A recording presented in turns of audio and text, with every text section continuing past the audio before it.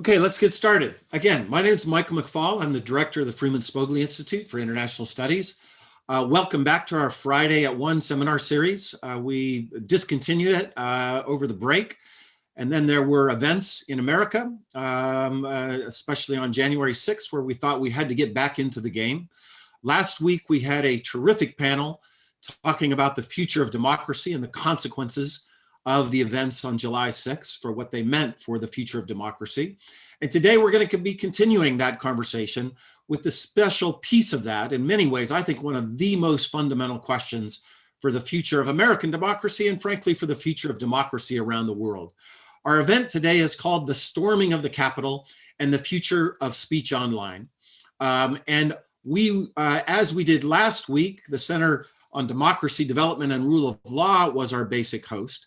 Today, the host of a really all-star panel, by the way, is the Cyber Policy Center, one of the 7 centers that we have at FSI. You all maybe have been thinking about these issues recently a lot, but you're going to hear from people today that have literally been thinking about these kinds of issues for years. We only have an hour together today. And we are taping this, and it'll be up on our website. For those that couldn't join us, please advertise that fact. But before I hand it over to Kelly Bourne, the executive director of the Cyber Policy Center, who will be moderating the discussion today, I want to strongly encourage you to go to their website. There is just a ton of material that has been produced from all of the different programs within the Cyber Policy Center. And I really encourage you to dig deeper into that written and published and video work that is all there after today's events. So with that, let me now hand it over to Kelly, as I said, our executive director of the Cyber Policy Center, and will moderate what I think is an absolutely all-star panel that we have lined up for you today. Great, Mike, thank you so much. And I am really glad to be joined today by 4 of our colleagues. Nate Persily, he is the faculty co-director of the Cyber Policy Center and the director of the program on democracy and the internet here at the center. By Daphne Keller, she is the director of the center's program on platform regulation, and before that was the former associate general counsel for Google. We're joined also by Alex Stamos, the director of the Cyber Center's Internet Observatory and the former chief security officer at Facebook, as well as his colleague Renee DiResta, who is the research director at the Internet Observatory, a fellow at Mozilla and the Truman National Security Project, and a term member at the Council on Foreign Relations. Quickly, before we jump in, just a bit of background on the center, as Mike began to allude to, and for those of you who don't know us, all of our research and teaching focuses on the governance of digital technologies and their impact on geopolitics, security, and democracy. We're home to about a half dozen programs, and all of the work is really intended to inform the policy agenda for governments, tech companies, civil society, and academia globally when it comes to these questions of how best to govern digital technologies. As Mike noted, today's conversation focuses on the storming of the Capitol and the events of January 6th, the role that the tech companies played in that, everything that has transpired since, and the implications that this may have for the future of speech online. And of course, as everyone joining today knows, when the US Capitol was breached on January 6th, more than 50 police officers were injured and 5 people died. And social media platforms were involved, for better or worse, at every stage of this, through the viral sharing of allegations that the election was stolen that appeared on all major platforms, as groups organized online, planning travel, restaurants, and hotel arrangements, and messaging each other about everything from ropes to zip ties that we saw on these platforms. And the events, of course, of January 6th were recorded and shared widely on the platforms, in fact, actually helping to enable later identification and prosecution of the perpetrators. And of course, the platforms responded significantly since then. Facebook, Twitter, Google, and other major platforms banned or suspended President Trump's accounts. Google and Apple then removed Parler, a conservative-leaning app, from their app stores, and Amazon removed the site from its cloud hosting services, putting really an indefinite end to Parler's reach. And the responses to that have been widespread. Conservatives began noting how many followers they were losing as Twitter purged accounts. Groups began reporting that disinformation had dropped online, with MSNBC citing a 73% decline in disinformation the week after Twitter banned President Trump and key allies. And of course, this citation has been widely disputed, given that Twitter suspended something like 70,000 accounts during that time period, not just Trump allies. And then finally, we've seen the online far right beginning to move underground. Downloads of Rumble, the right's equivalent to YouTube, more than doubled in the week following January 6th. MeWe, a conservative parallel to Facebook, saw its base growth 3x. CloudHub, something like 5 times growth. Downloads of Telegram doubled. Signal was up 8x. And we've heard recently that Gab's user base rose from 1.5 to 3.4 million that they are now hosting themselves. So a ton has changed. And I think all of this will have significant implications for the future of speech online. So for today, I want to turn first to Renee and Alex to hear from each of you about what activity you saw on the platforms leading up to the riot, what, if anything, we've been able to observe in terms of political disinformation online since then, given that these groups have been moving underground, and what you think the future holds for political disinformation. So I want to start, Renee, with you, then go to Alex, and then want to turn from there to Daphne, and then finally Nate. And Daphne and Nate, as legal scholars, would love to hear your thoughts about lawmakers' real options here, how these intersect with constitutional limits, thoughts on 230, and all of that. And then we'll save 20 or 30 minutes for Q&A. So please, folks who are joining, feel free to enter your questions in the chat box. There's a function where you can up or down vote those for those questions that you're most interested in, and I will do my best to moderate. But with that, Renee, let's jump to you. Hi, thanks so much. It's great to be here. And I think this is a really important topic. So I'm going to start with a little bit of a framing as we try to understand what happened. And there's a question of, I got asked by a lot of media folks who are reporting on the events, how did we get here? Right. And that's, I think, the question that everybody wants an answer to. How did we reach the point where groups of Americans actually chose to breach the Capitol in response to a massive belief that the election is stolen? And this is a really interesting question because depending on which time horizon you're inclined to go back to, you can answer it differently. So I would say in the very long term, there's the issue of echo chambers and polarization and how those structures form. How the networked groups that participated in both the rally and the march, and those are two actually distinct things, and there were a range of different groups that were there. There were militia members and people who were kind of avowed white supremacists, and others who have been in existence prior to Trump and will continue to act, in the current administration. There's the kind of mainstream pro-Trump supporters who support the president for one reason or another. Then there was the QAnon community, which is a distinct subset that has very conspiratorial beliefs. So this is not one faction, if you will. This was multiple factions that came together. And so there's a need to understand ways in which networked activism online manifests and ways in which these factions form, and the increasing prevalence across the entirety of the political spectrum, not only in the US, but globally, of how factional activism manifests and the ways in which these ties form. So that's the sort of long-term time horizon view of how we got here. In the medium term, though, we can talk about the campaign, and we can talk about the work that we saw as part of the Election Integrity Partnership, the kind of interinstitution collaboration that we had here at Stanford and with other partners. And in the medium term, the reporting that we did through EIP was really documenting a highly divisive campaign marked by lies and half-truths and misleading framings. And there was this repetitive process that we saw over and over again for months, in which an incident was an incident that was documented, it really happened in the world, was recast as part of a broader narrative. And then sometimes those narratives were additionally recast into the realm of conspiracy, meaning they were attributed to some sort of dark force that was responsible for affecting the action that was being alleged. So to use a specific example, a ballot in a dumpster was taken out of context. Maybe the ballot, as we saw with some of these cases, they were actually the envelopes for the ballots, but that didn't matter. What mattered was somebody snapped a photo of it. This was documented as an incident. The incident was woven into a narrative of massive fraud. And then occasionally there was an additional layer that was added on where someone somewhere was responsible for that massive fraud.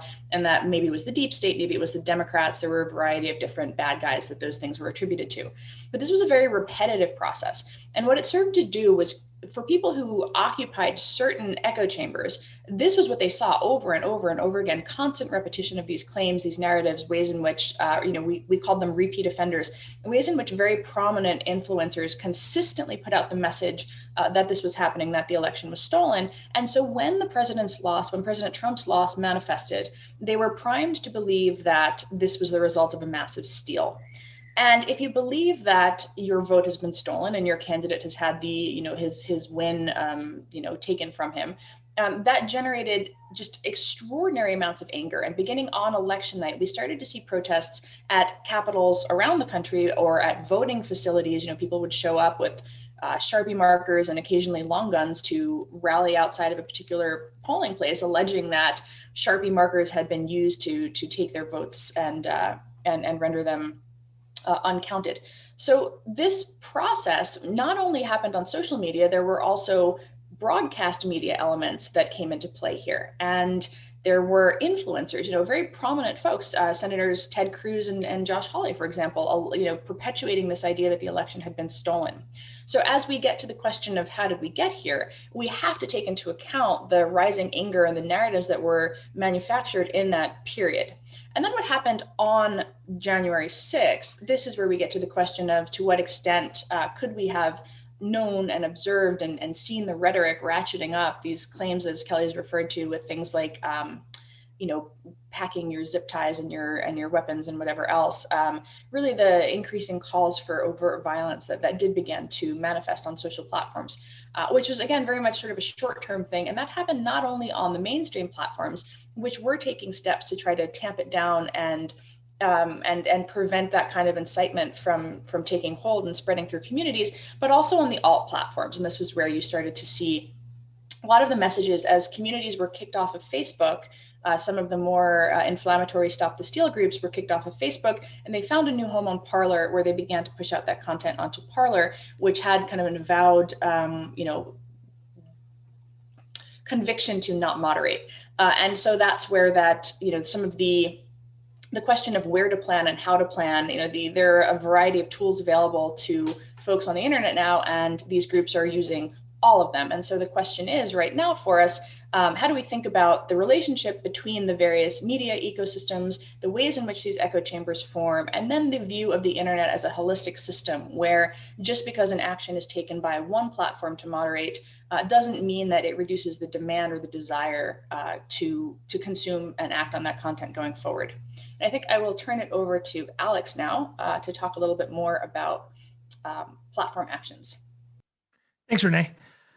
So as Renee said, a lot of actions have been taken since January 6th, and so much has happened that we could have the entire hour just on recapping. What I want to talk about is just some of the interesting questions that are raised and some of the things we should look for in platform action in the future. So first, you have the deplatforming of the president of the United States at the point, Donald J. Trump, from the major social media networks, Twitter and Facebook, which then followed with this long tail of sites that you generally do not consider social media, but have some kind of user-generated content, and that decided that they weren't going to support him, as well as things like infrastructure components such as payment processors and the like. So this has raised hackles around the world. Even world leaders who have repeatedly asked the social media companies to be much more aggressive in their content moderation, kind of asked to pump the brakes a little bit on this as this demonstrated the power of a handful of American companies to effectively deplatform a world leader from a democracy. And this raises a bunch of interesting questions because Trump, as I'm sure Professor Persily will talk about, is not that unique globally as a elected autocrat, as somebody who's elected democratically and per the rules, but then had autocratic tendencies and attempted to use his power to stay in power. The most obvious examples around the world probably of other leaders like that who are now very carefully eyeing Facebook and Twitter would be Bolsonaro in Brazil and Narendra Modi in India, two populists who have successfully used American social media companies to bypass their local media, and in both cases have fermented violence, especially in India, that has led to much more violent outcomes, or at least a larger number of deaths than we saw on January 6th in the United States. So the application of these rules around the globe is going to be a fascinating question. The other thing that we've seen is this massive fracturing of the right-wing ecosystem, where you now have a couple of different things going on in parallel. You still have a large number of people, a huge percentage of the Republican Party, that believe the election was stolen. And their sense of grievance continues to be fed from, in different varying degrees, from professional people that you would hope would have journalistic standards, such as primetime hosts on Fox News, through the much less organized but more extreme conservative influencer sphere, of which is a very interesting space now, that you have people who, what we've seen over the last couple of years is that because of YouTube, Facebook Live, to a lesser extent, Twitter, TikTok, and Snapchat, these individuals are able to create audiences that are the same size as, say, the daytime audience of a major cable network, but without any of the journalistic standards that usually go with the responsibility of having millions and millions of people watch your stream in real time. And while the production quality of these folks have increased, you also see from the other side these extreme cable networks, most specifically OAN and Newsmax, who are trying to get to the right of Fox News by repeating things that are actually factually untrue on air, in a way that even Fox has been reluctant to do. And they are, while they are cable channels, are also becoming more online, in that those shows are packaged up for social media companies, and that all of those individuals who work there are also social media personalities. So we have this kind of really interesting confluence of, the traditional conservative media becoming more conservative and more extremely online, that the same time that you've got influencers who have only had online presences become much more professional in their presentation and build larger and larger audiences. And that overall ecosystem continues to drive the sense of grievance among supporters of Donald Trump, that things were stolen, that Antifa was behind the Capitol riot, that this whole thing is a frame-up job, and the like. And I think we can expect that that will continue to exist and possibly get worse. And then to the large background of that large number of people being alienated and angry, and lied to, honestly, by this ecosystem, you have much smaller groups who are trying to organize violent activity. And these are domestic extremist groups that I'm not going to give them any amplification. One of the things that's interesting here is we do have to be careful to separate out the relatively small number of people who are in organized violent groups and to not let them speak on behalf of the entire crowd. One of the dangers I think we have of this moment is allowing what might only be tens of thousands of people to speak on behalf of 70-some million, right, Trump voters. And that is one of the things that we already have started to see in kind of the media and social media environment, is the conflation of these two things. And so one of the things that is going to be interesting to watch is, one, how do the companies continue to enforce or strengthen the election integrity rules that they created, disinformation rules they created for the election in the post-election environment. The whole idea of these rules was it was a temporary thing, right? And Renee and I were part of this election integrity partnership that SIO put together with our partners at the University of Washington, Graphica, and the Atlantic Council. We have a big report coming out in February where we'll talk about all these things. One of the big things that we did, and you can still read about it at eipartnership.net, was take a look at the platform policies, which got significantly stronger as we got closer and closer to the election. And now that it's over, there is an interesting question of what are they still going to treat this as an emergency situation in which there will be much more aggressive moderation, fact-checking, and enforcement of rules against even large accounts? Or are we going to go back to a normal where this all becomes part of kind of what is considered acceptable political discourse? And I think the former is what is going to have to happen. I think going back to the idea that these crazy theories, especially the ones that are tinged with violence or about individuals, such as people who have worked for voting machine manufacturers and the like, that going back to a world in which that's considered reasonable discourse is going to have really negative effects for our democracy. And then the second is, how are they going to handle the much smaller groups? And there are already rules around this. All of the big tech companies, especially with the emergence of ISIS in 2015, 2016 online, created new sets of rules around dangerous groups, organized groups. Now, these groups are very different in structure and their use of the internet from the Islamic State. And so to see how those rules are applied is going to be really interesting. But what I expect we'll see is probably pretty aggressive enforcement from the handful of companies that are part of what's called the GIFCT. That's the Global Internet Forum to Counter Terrorism. Those are the people who really got together to work on ISIS. It will be interesting to see whether GIFCT is repurposed for domestic terrorism as well, for information sharing and the like.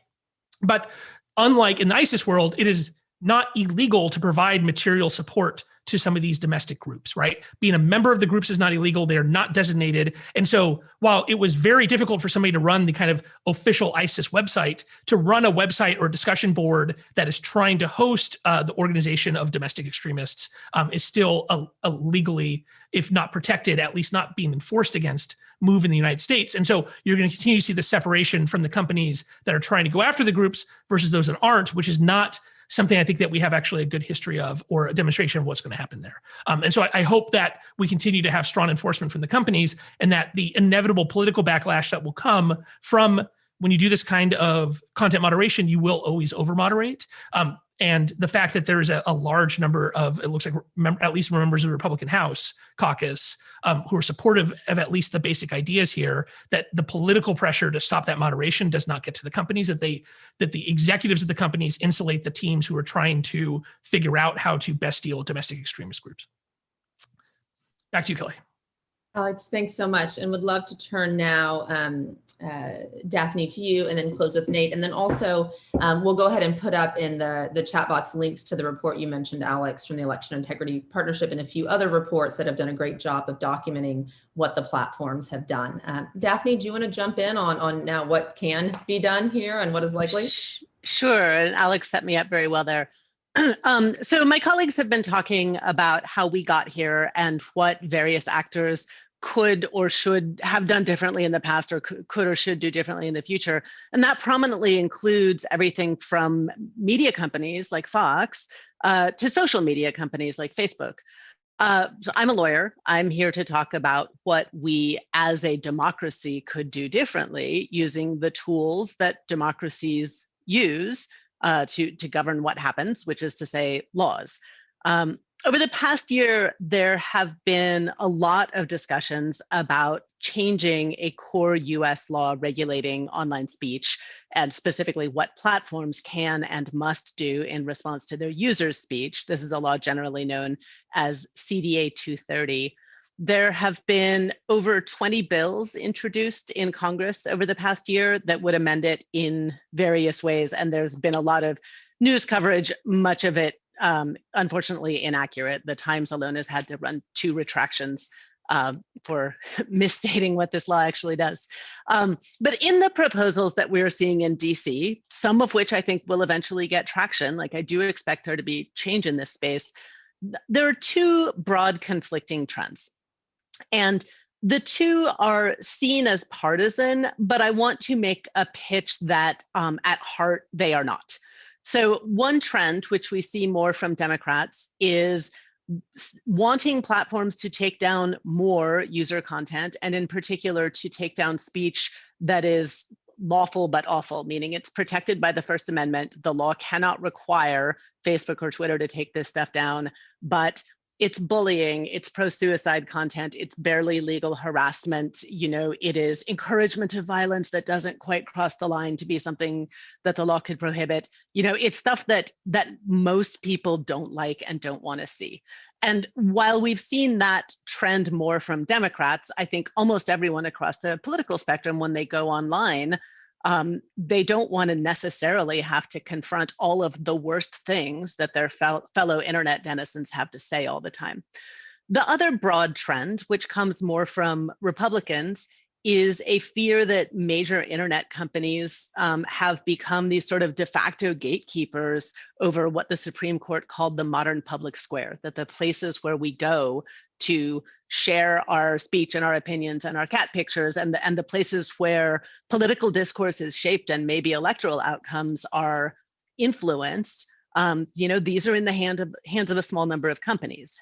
That too, you know, while in the US it gets framed as a question of potential anti-conservative bias by platforms, is really something that everyone across the political spectrum worries about, and that individuals and groups of speakers ranging from, you know, Black Lives Matter to Muslim rights advocates, you know, also worry that they are on the receiving end of biased moderation.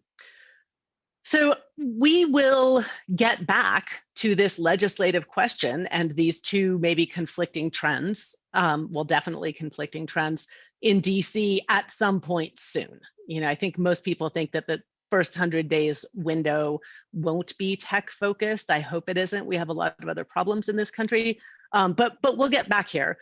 And given the events at the Capitol, it does seem likely that a legislative focus might be about speech that is inciting violence. And so I think, those of us who track the legal chatter will hear a fair amount in coming months about exactly which speech the government can prohibit under the First Amendment. The answers there come from a case called Brandenburg and some other cases that talk about incitement to imminent violence. Nate is a real con law professor, so you can ask him all your questions about that one. But I want to talk about how there is a second order of constitutional issues here, which is once we decide what speech it's okay to prohibit, and we do prohibit some speech, we prohibit defamation, fraud, copyright infringement, et cetera. Once we decide those rules, how does Congress go about outsourcing enforcement of that to private internet companies in a way that avoids a bunch of pretty foreseeable problems?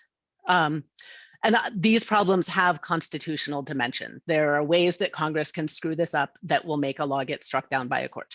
And I actually put up a blog post this morning listing 6 of them. I won't go through all of them now, but one big one is if you take a pretty vague rule prohibiting speech and then you outsource it to risk-averse platforms, and if they don't take things down, they know they're going to get in trouble, well, they will over-enforce. And the over-enforcement, make it people that we don't like today and people that we do like next week. And one group of people we can pretty strongly predict that it will hit is members of vulnerable minority groups, because we have evidence of things like speakers of African-American English being disparately harmed by errors made by automated hate speech detectors and things like that. So there are constitutional problems involving speech, potentially due process, equal protection in outsourcing enforcement to private companies if we don't try to put in place rules to prevent these predictable problems from coming about.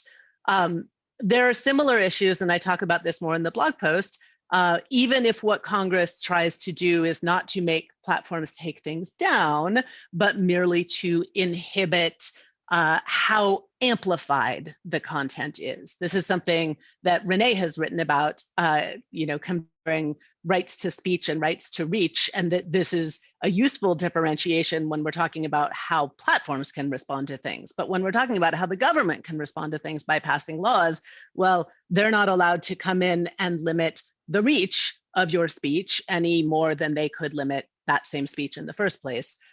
So there are just a lot of constitutional hurdles here.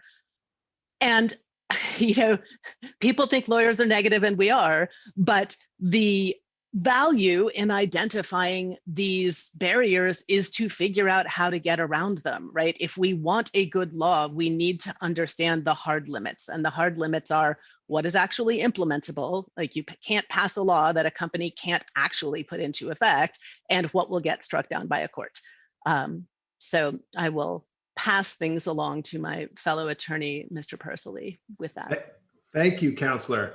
So I will, you set me up perfectly, because I do want to talk about Brandenburg and about incitement and how difficult it is, both in the law and if you're a platform in trying to regulate incitement. So I'll be wearing my several different hats that I wear. I'll start by being a con law person, then maybe be a cyber person, then end as an election law person.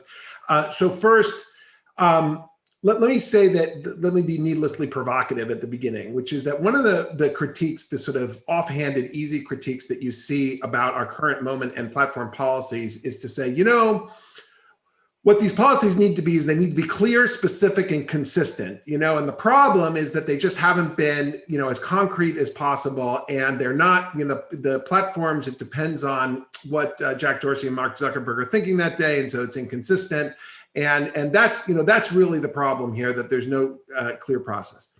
When it comes to incitement, it's very, very difficult to develop a clear, concrete standard, right, that will apply prospectively to any type of situation that might lead to law breaking or violence. And so it is I think, inevitable that you are going to see some of this discretion creeping in, and that it's going to be applied inconsistently to only the worst cases, only the ones that then get news coverage and the like. And so while I think that there are a lot of problems with the way the platforms dealt with Donald Trump generally, and then specifically here, and then also with the events leading up to the riots, nevertheless, I don't think that when in my classes, when you try to force people to come up with a standard that would capture each one of the sort of speech elements that people think are dangerous, it's extremely difficult to do so. And if I have time, and if I can share my screen, I want to show people the actual Twitter post that explains why they deplatformed Trump and what the content was there. Second thing, now let me talk about the Brandenburg Standard and about incitement generally. So first, let's be clear that, frequently when you study incitement, you often start with the fire in a crowded theater metaphor that Oliver Wendell Holmes came up with. Then you move to a more refined argument about the clear and present danger. And then you get to the standard that we have today, as Daphne said, the Brandenburg versus Ohio case, which dealt with sort of Ku Klux Klan speech in Ohio at the time. And the standard there, right, is that the First Amendment does not protect speech that directs or incites and produces, which is directed to inciting or producing imminent lawless action and is likely to incite or produce such action. Okay, so it has both this sense in which it is directed toward, it's clear that it's going to, that what the intent of the speaker is, and that it's likely. And that last part of the test, I think, is really important to focus on, is that at what stage do you know or think or should act upon the likelihood that speech is going to lead to imminent lawless action or violence. And typically the cases that we have either apply to, for example, these kind of group-based punishments dealing with communists and the like from the middle of the century, or you have discretion that is being vested in policemen on the at the scene, and then they arrest someone because they see the clear and present danger, right? But think about how should the Brandenburg test be applied by a platform? What kind of judgments do they need to make in order to really have good forecasts about the likelihood of imminent lawless action? It is almost always going to be too late. Let's put aside at least one straw man argument that comes up, which is that, well, the platform should apply the First Amendment. Clearly they shouldn't, because that would hobble them, and it would really make it too difficult for them to go after some of these violent groups. And so they need to do something more than that. The platform standards on glorification of violence would all be unconstitutional if they were legislated by the government. In fact, you have a constitutional right, and the court dealt with this in the violent video games case, Brown versus Entertainment Merchants Association, to, violence and depictions of violence are actually protected speech. Now, Facebook, Google, and Twitter have different policies on that. I think that's the right thing to do. But the First Amendment is not going to set a standard that these companies are going to be able to follow. Particularly when it comes to the Capitol Hill riot, it is difficult to identify the speech that was occurring online as falling into the kind of clear standard of incitement that we use for First Amendment law, as compared to what we saw at the scene, right? So it became a clear and present danger, right, in the context of the actual protest and then riot that took place there. So they lit the match, right? They lit the fuse on the scene. And so that, of course, is not a social media problem. That is, a typical incitement problem. And even as you've seen, and you'll see this in the impeachment trial, the statements by the president are a little bit different than the statements by Rudy Giuliani, which look like really classic incitement and the like. Let me just end by pointing to show what Twitter did, and to put a pin in this problem of how difficult it is to actually develop a policy. So if you notice, the way that the tweets that Twitter, this is from the explanation that Twitter gave for why it was deplatforming Trump. So the tweets that they identified were the ones after the fact, right, that said 75 million of great American patriots who voted for me, America first and make America great again, will have a giant voice long into the future. They will not be disrespected or treated unfairly in any way, shape, or form. And then he tweeted, to all those who have asked, I will not be going to the inauguration on January 20th. By any First Amendment standard, these would clearly be protected speech, right? I mean, they're not even really by their terms, are not inciting anything. But notice the way that Twitter discusses that, and this is the way we all think about it, which is, well, you have to read this in the context of everything else that the president has been doing, everything else his supporters have been doing.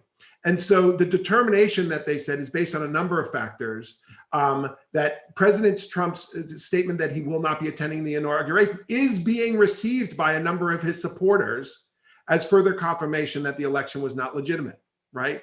The second tweet could have been seen as encouragement, right, that the inauguration would be a safe target and the like. All right, let me stop sharing here. My point here is that what you see in the deplatforming explanation is that you need a hell of a lot of context to deal with a deplatforming like this, or to deal with enforcement of incitement.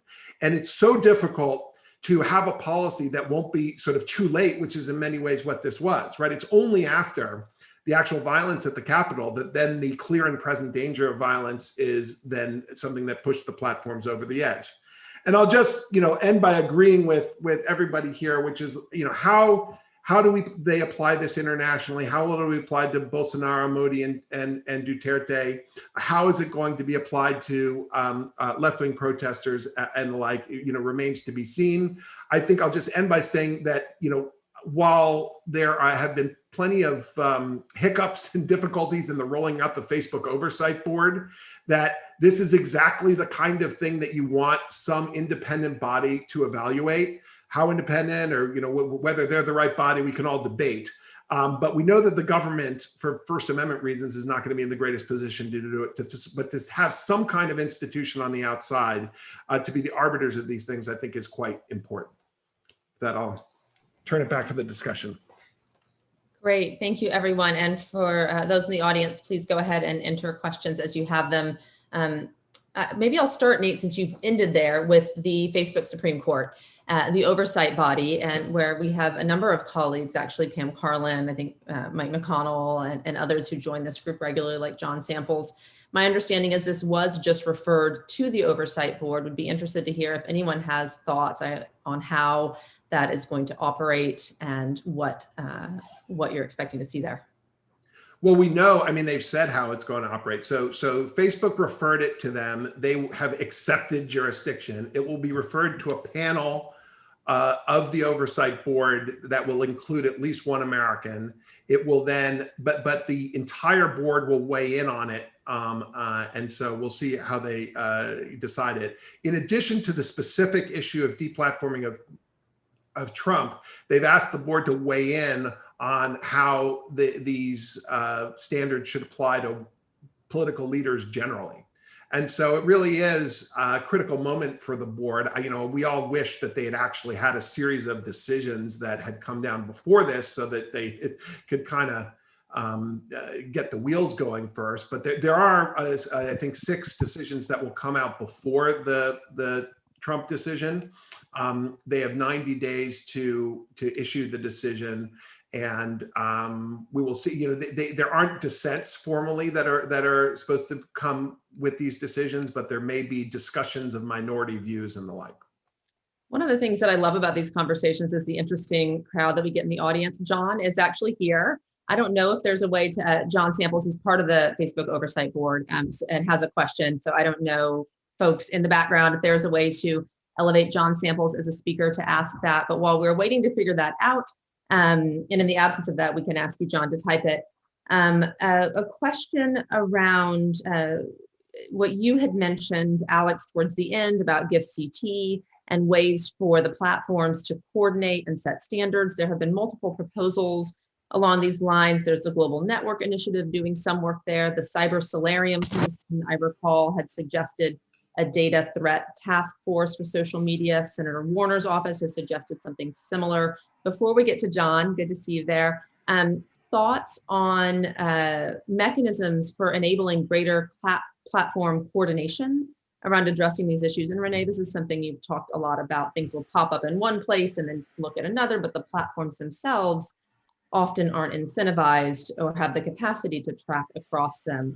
Thoughts on coordination? Would it help? Is it possible? What are the barriers? So, I mean, some of the interesting, important differences here. So like I said, the membership in most of these American groups, and I think maybe all of them, but the lawyers can protect me, is a First Amendment protected right. And so being part of any of these like domestic violent groups, unless you're part of the actual planning and execution of a violent act, the membership is not something that law enforcement either defines or is going to enforce against. And so I think one of the things that has always been that the companies have always wanted is for somebody else to draw the line for them, right? And around terrorism, that is easy, and that the United States just keeps a list of terrorist groups. And so it is very easy for them to point to, we're going to use this list. Now, there's a bunch of controversy about that. There's been some people who have abused the existence of those rules to try to silence speech, including academic speech. And so it's not a system without flaws, but at least from the company's perspective, it's much cleaner just to have a list. In this case, that doesn't exist. And so one, I think that is a barrier to cooperation because a lot of these problems are just definitional, right? Defining what is a violent extremist group, what is a dangerous group. Facebook and Twitter have very different even terminology for defining what a group is, like a white supremacist group or a domestic group in the United States that's possibly planning terrorist attacks. How you treat those is just even from a language perspective is different. And so I think that is going to be the first challenge. Because if you look at the situations which the companies have cooperated, and the two best examples there would be foreign terrorism and ISIS, and then also on child safety. Key components of those was that you had a basis in law, as well as an early decision to synchronize on terminology and definitions. So it would be interesting to see whether you see GIFCT or another organizational group come out with a definition that the United States would never create. That goes well beyond American law to determine what is a violent group. If that happens, then there are already mechanisms in place for sharing this kind of information that would be useful. Again, the child safety world is where most of that cooperation has come from. GIFCT is a use of those tools, but in a different manner that requires a lot more contextual support and human.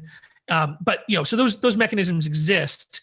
What the government can mandate or what kind of mechanism we put in place. I think one of the other things that has always existed is when I was at the company at Facebook, and since then, a lot of the companies have complained that there's no carve outs either in antitrust or in privacy law to allow for this collaboration. And so there is a carve out for cybersecurity cooperation, but not on kind of these safety things. And so you might see that being something that maybe you get some bipartisan support for, of the creation of safe harbor for the companies to be able to work together, at least when talking about specifically violent groups or extremist groups that are likely to cause violence.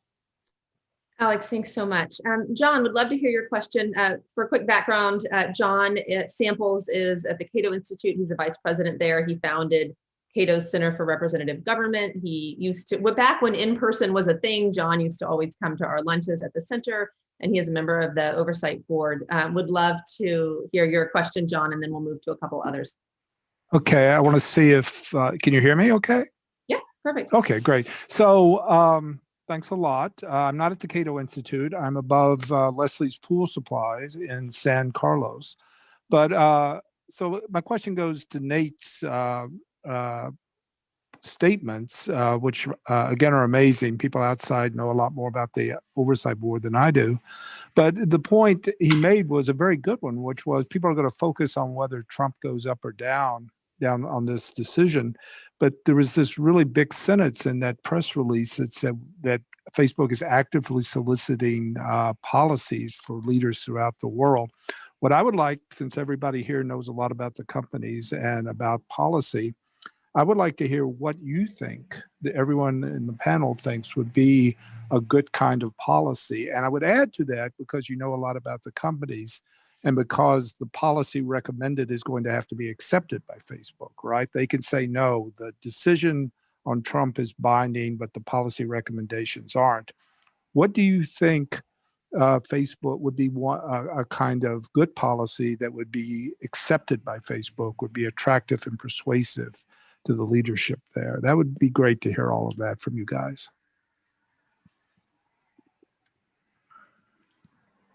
That sounds like a question to Alex.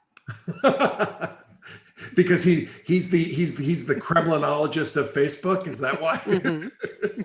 Well, but it's also an idea. I mean, tell me your ideals, but at the end of the day, they're going to have to say yes. That's why I threw that in there.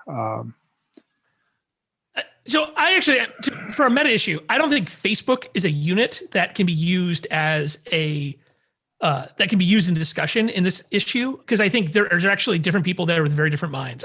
I consider the fact that the oversight board is not up and running before the election to be a massive operational failure. And in my experience, the root cause of operational failures at Facebook, there's a bunch of them, but two big ones are, one, either technological determinism of people over pivot into technology, and it turns out you need more human or more thoughtfulness. That's at least a positive, like, look forward, people are trying to do better and they can't. The other is passive aggressive attempts by people internally to gum up the works, because Facebook is a very internally based a lot about consensus, and getting everybody on board and such. And the fact that it's taken this long for a company that in other cases has the ability, for example, to massively redo a product for competitive purposes in 6 months, but couldn't get the oversight board up and running, to be a demonstration that there are probably people who intentionally do not want to limit their capability, that they want to maintain optionality, that they want to maintain the ability to make these decisions internally. So I actually don't think Facebook is a good unit here. I think what you're seeing is a fight between like government affairs teams, the internal policy teams, the people who have to deal with communications, the integrity teams who have to actually enforce, probably are of different minds. The outcome, I think, should be guidelines that this can be enforced against other democratically elected leaders. I think a ruling that is a Bush v. Gore and has a thing that says this only applies to this case would be useless in this case. Like, we really need is, how is this, and specifically Duterte, Bolsonaro, and Modi should be the leaders that are kept in mind when trying to come up with, what is a credible call for violence, or what are, if you can't make that decision ahead of time, what is a call for violence that a violent act that you can trace back to a leader, and what kind of punishment is placed for that? Alex, thank you. We have about 10 minutes left. Two questions, and John, thank you for that. It's great to see you. Two questions I would love to make sure that we get to, so I'll throw them out both simultaneously and just let people chime in where they would like. One that came up from the audience is around data access, and how do we ensure that we're able to monitor what's going on these platforms in the future? Is there any progress there? This is probably a Nate Daphne one, and one that Nate spent a lot of time thinking about through Social Science 1 and other efforts that we had worked on together to try and figure out how you can get data access to analyze these types of questions. Alex, I imagine you and Renee have something to say here actually too, since you are often able to do these analyses. And then a second question is, what do we do now with these small platforms? As I noted at the outset, we've seen a lot of people as they've been kicked off, and I think you even saw with Red State Secession, them encouraging their 8,000 followers to follow us on Gab and Parler before we get deleted. So how can we monitor these platforms going forward? How can we do so? Is this a good thing? This sort of links into some of the antitrust questions as well. We've been saying for a long, there have been calls for a long time to break up the platforms. Now you're seeing that happening. How do we feel about that? So either one, data access or small platforms, choose your adventure. If anyone wants to jump in. I think the platform question is more interesting. Let me just try to knock out the data access issue quickly, because I've written a piece that we'll publish on the CPC website in a few weeks on proposed legislation to force the platforms, particularly Google and Facebook, to grant access to an independent group of researchers. It is a very difficult problem, right, on how you do this to maintain independence, both from government and from the platforms themselves. But I do think there's an antitrust component to this, which is that if you're a platform that is that big, you should not have a monopoly, not just on the data, but on the insights that could be governed by that data. But we have to, the privacy issues are real here. And so we need to do everything we can to prevent a Cambridge Analytica. And there's all kinds of other things, other safeguards, including criminal penalties for any researchers who misuse data that we need to think about. But stay tuned. I'll have something up on that very soon. Yeah, that'll be published next Thursday. It'll be in our newsletter too, so for those who are interested. Other thoughts on that, or do you want to jump? I'm interested. Maybe could I throw this towd Renee, because I've thought you've educated me a lot about this in thinking about whether a world in which the major platforms are very aggressive, and then you have, you know, a kind of cozy and move to these to parlors and gabs and that kind of thing. How bad a world is that? I mean, so because one of the big kind of antitrust questions here is say, look, so great, Parler gains traction, you know, 4chan gain, they're going to have, but once they're off the major platforms, that solves some of the some of the bigger problems about how those major platforms then get larger audiences as opposed to micro echo chambers on those other ones. Is that, you know, how should we be thinking about that? Yeah, there's a couple of questions. Again, there's the time horizon thing of, you know, what happens in the short term. So we have seen periods where people have created accounts on what we can call them alt platforms in response to some provocation in which they felt that they were being censored on a mainstream platform, right? And there are spikes in account creation, but they haven't to date been followed up by sustained engagement. So account creation is not the only metric. It's the one that is most often discussed in the press because they're interested in telling the story in the very short term. The question becomes, do we see sustained engagement on those platforms? Did all of the millions of accounts that were created, do they actively then continue to participate? And so that's something that will be that researchers such as our team will look to going forward. Beyond the time horizon, though, there's this interesting thing about recruitment and reach versus radicalization. You know, so again, when we think about that trade-off of a large centralized platform that has a lot of resources that it can devote to moderation, it doesn't always devote them, but it can devote them. So there's that dynamic of the ability to prioritize moderation and to address these communities.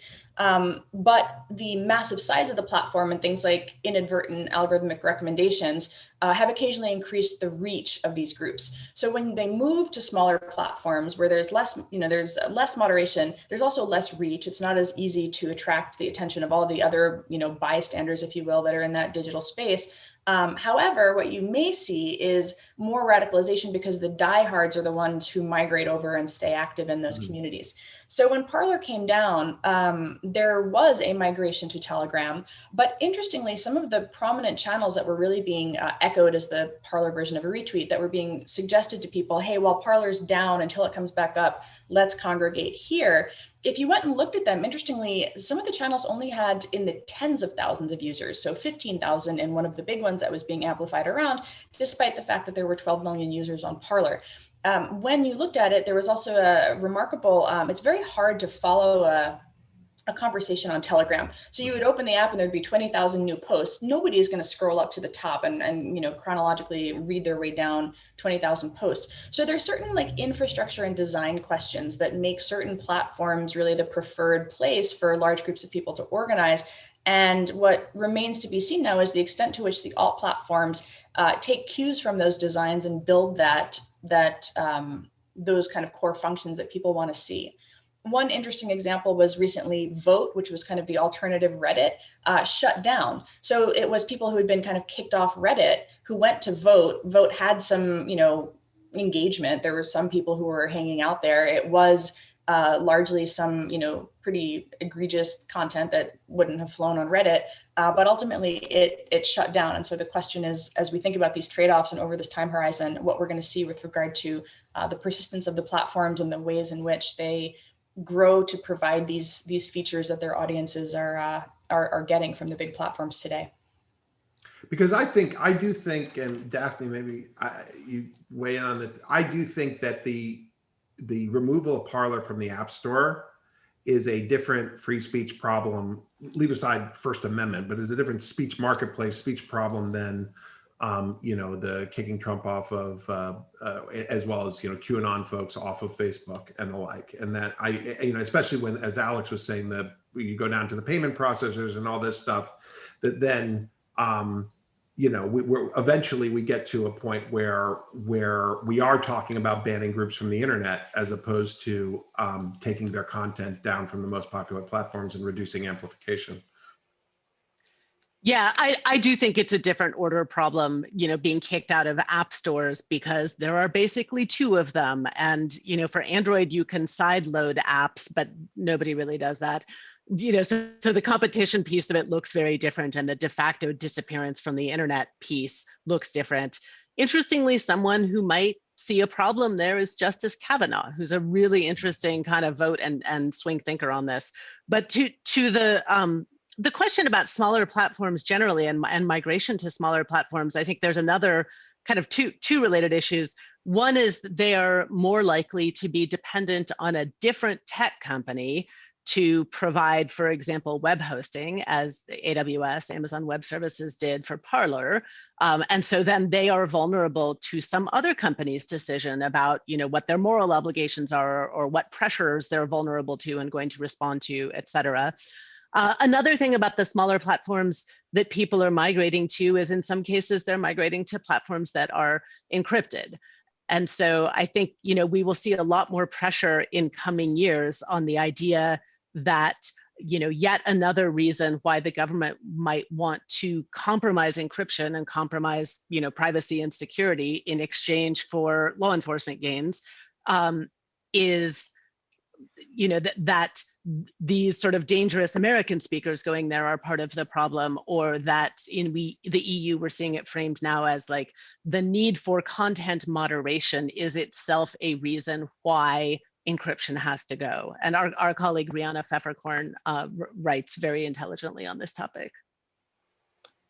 Great, thank you guys. We are almost at time. I think this question that you all bring up about where in the stack do we regulate, and do we treat these organizations like utilities, and at what point is it the App Store? Is it, further down? We have a couple minutes left. Last thoughts on really the what we might see next, biggest sort of challenges, opportunities you all see going forward. Well, I'm with Daphne on what she was saying originally, which is that, how is the content moderation question going to be grouped in with every other tech regulation issue? And so, there is the possibility, that we'll see some movement on privacy, content moderation, antitrust, and transparency in the next 6 months or so. And once you start putting pen to paper and actually having a debate on this, you realize there, as Alex has well said in a lot of his speeches on this, that the trade-offs between these values are inevitable and insuperable. That you just have it's extremely difficult to maximize along all these axes, and so that debate will be welcome, whether it's in the context of CDA 230 or antitrust or privacy or the like. Yep, and we'll be having a publication come out next week on recommendations for cyber regulations for the new administration, and that will also link to a few other groups who have done really great work thinking about that. Alex, Renee, Daphne, last thoughts? I am looking, it is going to be interesting, the debates around this, because I do think what's happened since the election is it is now clear to Democrats and Republicans on the Hill that they are actually not agreeing. Everybody says they don't like the tech companies. They can agree on that, but they actually want very different things. 2 years ago, I remember when Senator Warren was big about talking about tech antitrust, that she had her tweets were all like approved by Senator Cruz. And it is now clear that they're not actually on the same side, which makes it interesting of whether there's a baseline. And I hope a baseline around transparency, around data access, the ability for people to study what's going on, and then perhaps some spot views. There's so many bad things that happen online that are not politically controversial. And so I'd rather, if we're going to have some movement, focus on bullying, harassment, focus on non-consensual intimate imagery, aka revenge porn, focus on child safety. Like, there are abuses that are a really big deal that are not going to be a political issue. And it'd be nice to see Congress move on those first, instead of getting stuck on the hardest issue, which is like, what is legitimate political speech in the United States? Great. Thank you. Thank you all for joining today. We are at time. We've gotten a bunch of questions about, will this be posted online? Yes, it will. We will link to it in our upcoming newsletter, and it'll be on our website and so forth, and FSIs as well. We have had questions about what is going to be happening in Europe and how those regulations might play in. We are hosting a webinar on that topic next Wednesday at 10 a.m. PST on the Digital Services Act. So Daphne, will be fun to see you again then. And really thank you everyone for the time here. I know these have been questions that a lot of us have been wrestling with around the role of these technologies in our democracy over the last few weeks, and the implications that will have both here and globally. So really thank you everyone for joining us and everyone in the audience for great questions, and look forward to seeing you all soon.